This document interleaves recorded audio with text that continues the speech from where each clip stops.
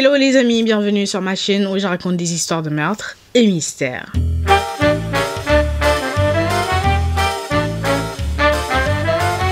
Pour les nouveaux bienvenus, je m'appelle Osnel et je suis là tous les mercredis et les samedis pour vous raconter les histoires les plus sordides, les histoires les plus what the fuck qui existent dans ce monde. Alors si tu passes par là et que mon contenu te plaît, n'hésite pas à t'abonner, à activer la cloche de notification et surtout à venir me suivre sur Instagram. Et pour les anciens, well, yeah, knows, yeah, my babies, thank you, thank you, thank you. Merci de faire partir de l'aventure meurtre et mystère. Alors, petit disclaimer avant de commencer, je tiens à vous rappeler que ce contenu s'adresse à un public averti. Ce contenu est déconseillé au moins de 12 ans. Alors aujourd'hui, nous allons parler d'une histoire assez triste et une histoire qui met en colère.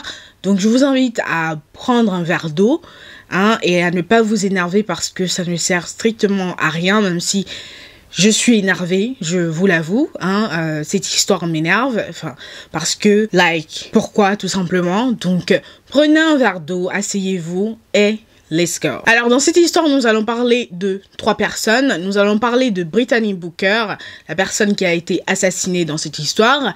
Nous allons parler de son ami IE, dont le nom n'a pas été divulgué, donc on ne connaît pas l'identité de cette personne. Je pense que c'est pour la protéger, je pense. Nous allons aussi parler du petit ami de cette fameuse amie. Alors, cette histoire débute officiellement en février 2022, et à ce moment-là, l'amie de Brittany, qu'on va appeler Madame A dans notre histoire aujourd'hui, elle était en couple à ce moment-là avec son petit ami Terry Jackson.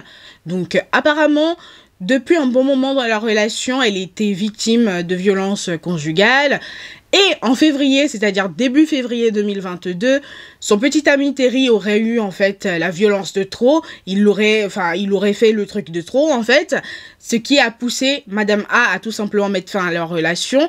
Donc en échange du fait qu'elle ne le dénonce pas à la police pour violence conjugale, elle lui a tout simplement demandé de prendre ses affaires et de rentrer chez ses parents dans l'Illinois. Alors, pourquoi en fait Terry a accepté ce marché? C'est tout simplement parce que Terry, il a un long casier judiciaire et en plus de ça, il a été libéré sous condition, tout simplement. Il était en probation, comme on dirait. Donc, franchement, en fait, la condition pour laquelle il ne serait pas remis en prison, c'est tout simplement qu'il ne commette pas un autre crime, en fait.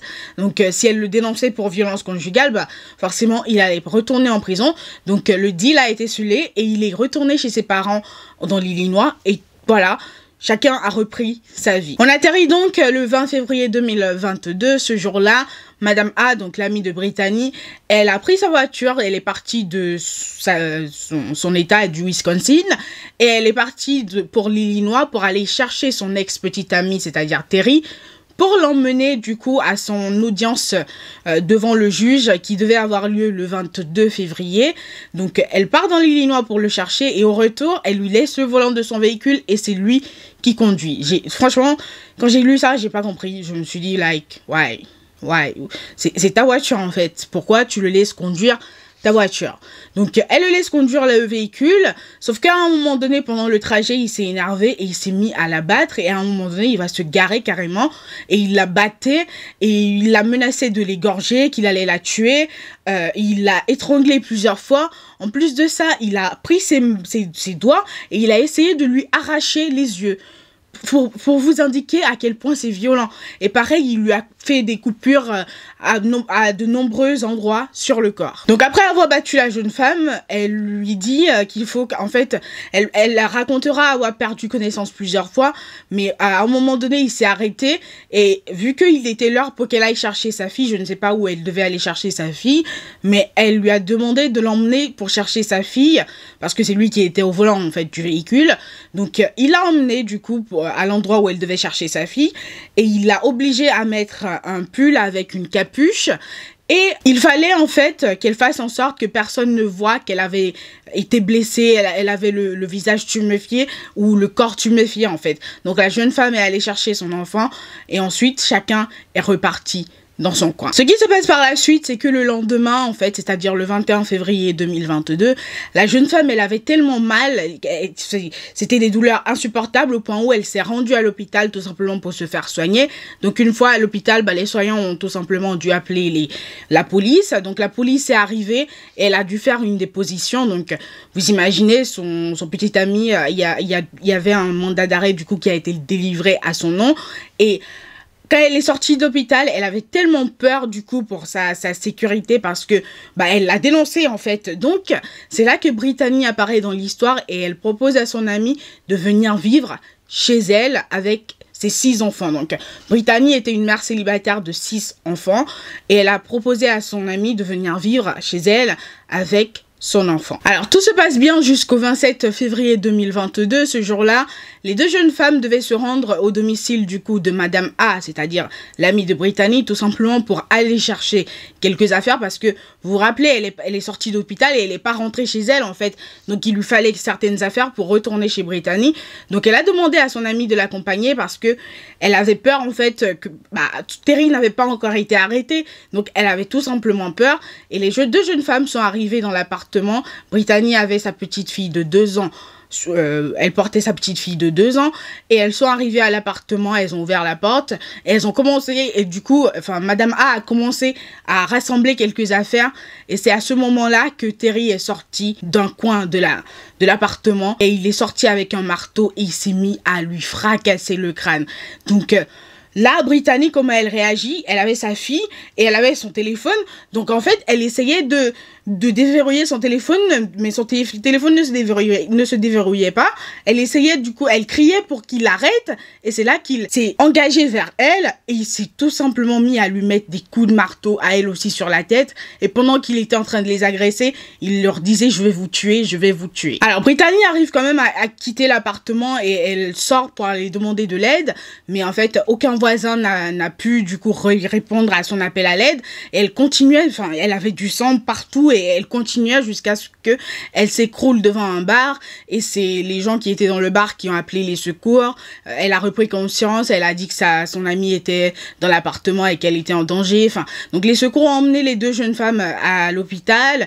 Elles s'étaient vraiment blessées, elles avaient le crâne fracassé, mais elles n'ont rien eu de grave en fait, pas de commotion ou voilà quelque chose de très très grave, mais donc tout allait bien. Donc on les a soignées et ensuite elles sont rentrées chez elles. Donc vous imaginez donc qu'après l'agression, une nouvelle plainte a été déposée contre Terry pour tentative d'homicide. Donc encore une fois, un nouveau mandat d'arrêt a été délivré et pourtant on ne l'a pas trouvé, on ne le trouvait pas.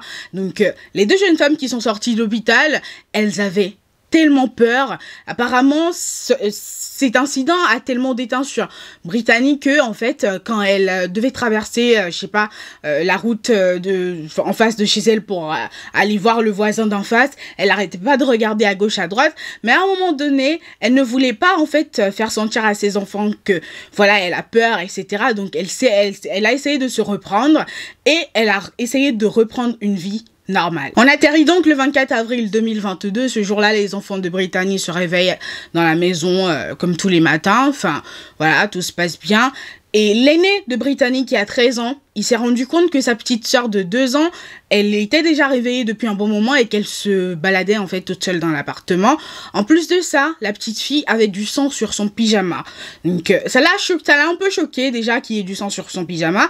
Mais en plus de ça, ce qui l'a le plus choqué, c'est le fait de ne pas voir sa mère présente parce que la petite fille de 2 ans, elle était tout le temps collée à leur maman. Du coup, le jeune garçon a tout simplement décidé d'aller dans la chambre de sa mère pour voir si sa mère était là, si elle allait bien ou quelque chose.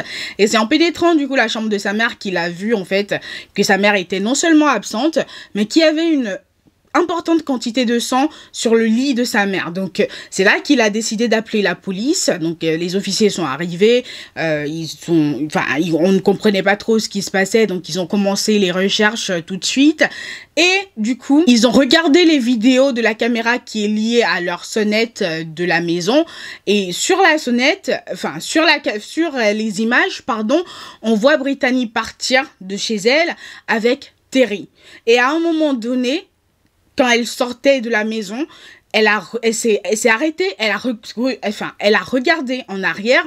Enfin, franchement, moi, je l'ai interprété comme si c'était pour dire adieu à ses enfants parce qu'elle savait très clairement, en fait, qu'elle n'allait pas revenir. Donc, elle a regardé derrière et à ce moment-là, t'as Terry qui lui a dit « bouge », c'est-à-dire « continue de marcher ». Donc, elle a disparu avec lui dans la nuit noire. Donc avec cette vidéo là, les officiers au début ils étaient partis sur un dossier pour enlèvement, donc ils ont tout organisé en fait autour de cette théorie là. Donc un peu plus tard dans la journée ils vont déterminer que le téléphone de Brittany était en train d'émettre un signal d'un endroit précis, donc ils se sont rendus à l'endroit précis et ils ont retrouvé le téléphone de Brittany ensanglanté du coup sur le sol. Et dans les parages, c'est-à-dire pas très loin, ils ont retrouvé le véhicule de Brittany. Et à l'intérieur du véhicule, il y avait Brittany qui avait été battue sauvagement. En plus de ça, elle avait reçu une balle dans la tête. Donc après cette découverte, le dossier est tout simplement passé d'enlèvement à homicide. Du coup, donc une chasse à l'homme a tout simplement, encore une fois, débuté et c'était devenu intense à l'encontre de Terry Jackson. Donc Terry a réussi à se cacher jusqu'au 22 mai 2022 où il s'est fait arrêter à Chicago. Et en lien avec sa fuite, du coup, en lien avec sa cavale, ont été arrêtées 3 femmes qui l'ont aidé à se cacher. Franchement, je ne sais pas ce qu'il a pu leur dire pour qu'elles l'aident à se cacher. Mais tu commets un crime pareil et tu viens me voir. Et il y en a même une qui l'a caché chez sa mère à elle. Tu caches quelqu'un d'aussi dangereux qui a une arme chez ta maman à toi.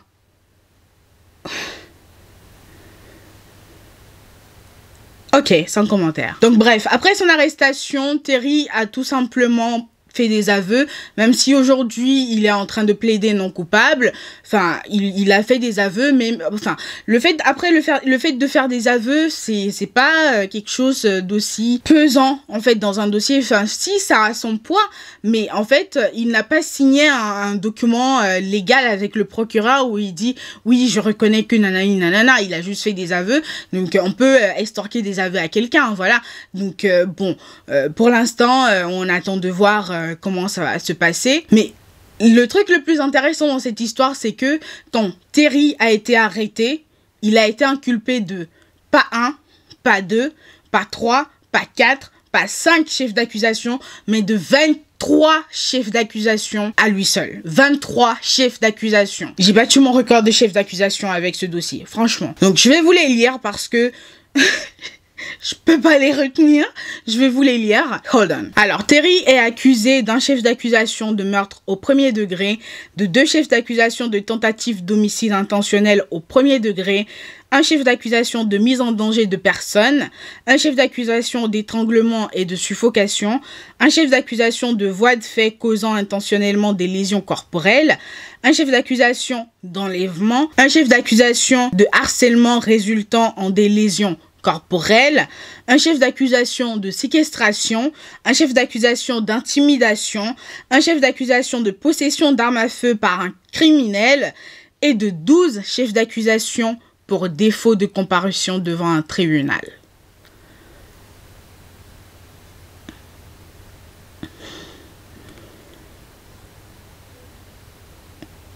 Yeah. Vous sentez le... Waouh. Ouais. C'est... Quand je travaillais sur l'histoire, j'étais en mode... What in the... What? Like... What? Waouh. Je pense que avec ce dossier, j'ai battu mon record de chef d'accusation contre une seule personne, en fait. Enfin, là, j'en suis sûre.